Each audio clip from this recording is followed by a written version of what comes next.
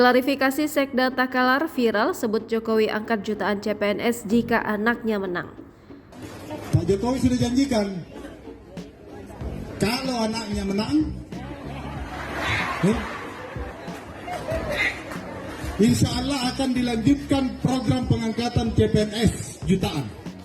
Sekretaris Daerah Kabupaten Takalar, Sulawesi Selatan, Muhammad Hasbi, ramai diperbincangkan usai potongan video dirinya diduga mengkampanyekan salah satu pasangan calon presiden viral di media sosial.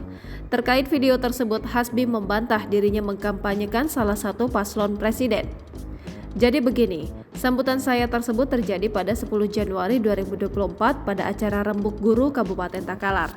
Seluruh guru hadir, baik guru PNS, P3K, dan honorer. Ada tanya jawab di situ yang kemudian berkembang menjadi diskusi, kata Hasbi dihubungi pada Senin 15 Januari 2024. Dia mengungkapkan bahwa para guru honorer mempertanyakan kebijakan pemerintah yang belum mengangkat mereka menjadi P3K padahal sudah mengabdi bertahun-tahun. Jadi ada sorotan terhadap belum diangkatnya seluruh guru honorer. Jadi saya jelaskan mengenai postur APBD kita yang tidak mampu menjamin ketersediaan anggaran untuk gaji P3K jika ditambah. Disitulah saya kutip pernyataan Bapak Presiden Jokowi yang berkomitmen mengangkat jutaan CPNS pada masa mendatang. Tidak ada ajakan memilih pasangan calon ataupun menyampaikan visi misi paslon. Yang saya sampaikan adalah program presiden, jelasnya.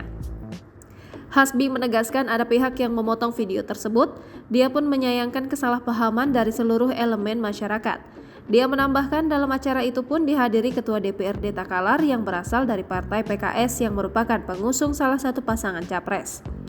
Jika betul saya mengkampanyekan capres lain, beliau yang pertama kali akan mencak-mencak di acara itu, tegasnya. Hasbi berharap agar polemik ini segera diakhiri dan kembali menjaga suasana sejuk jelang pencoblosan pemilu 2024. Sebelumnya diberitakan video berdurasi 1 menit memperlihatkan Muhammad Hasbi saat membuka acara Rembuk Guru di Museum Daerah Bala Apaka Sulapa, Kabupaten Takalar, Sulawesi Selatan.